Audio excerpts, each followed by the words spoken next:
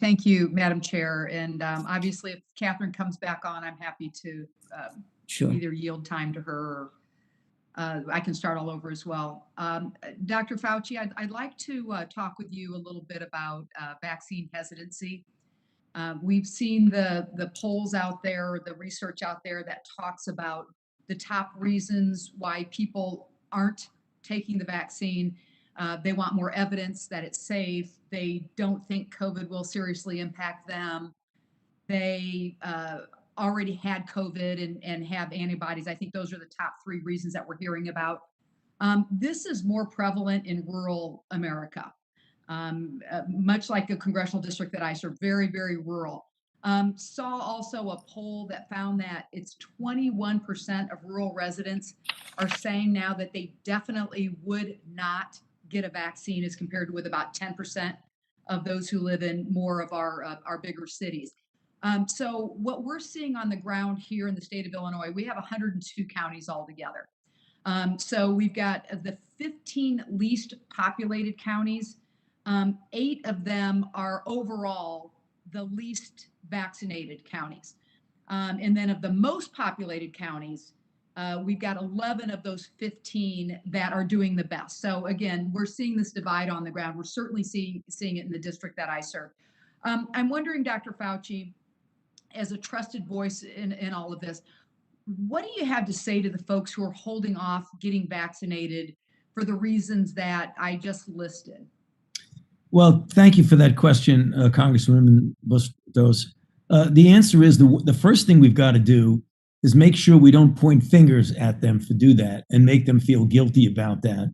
But you try to explain to them each and every one of the potential reasons why they feel they don't want to get vaccinated. One of the most common is that this was done so quickly that I'm not sure that it's safe.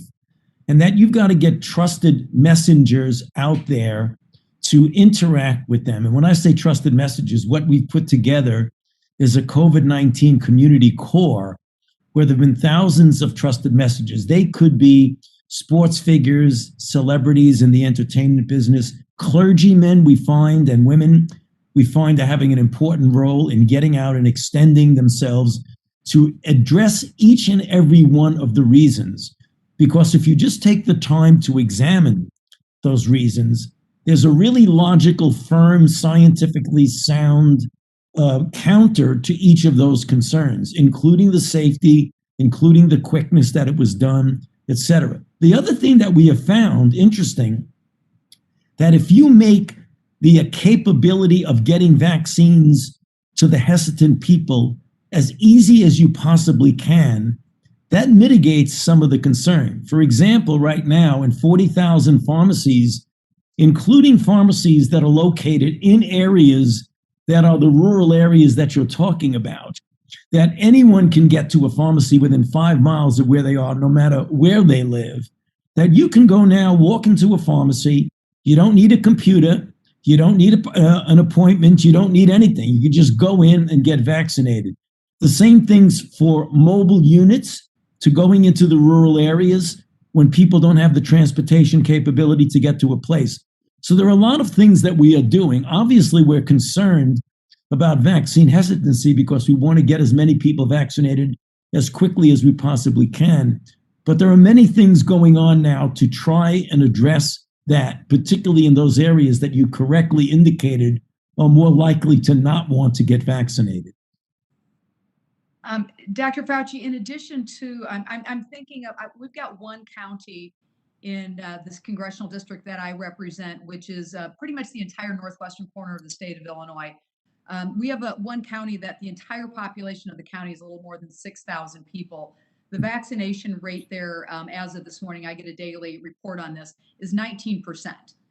And so I appreciate, here was part of the problem too. They had one phone line to sign up to get the vaccine. That has grown now to 2.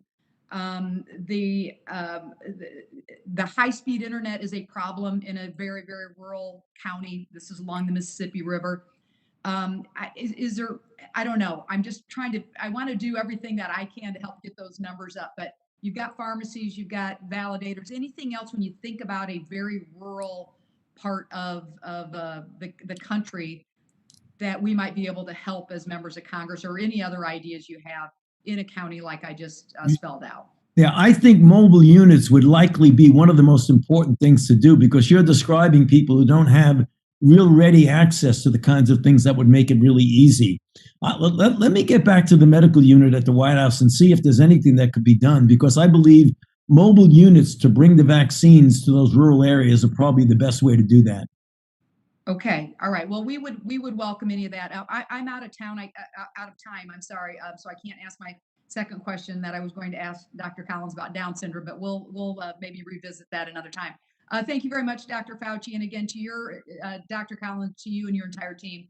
Thank you for all you're doing to help people. With that, Madam Chair, I yield back.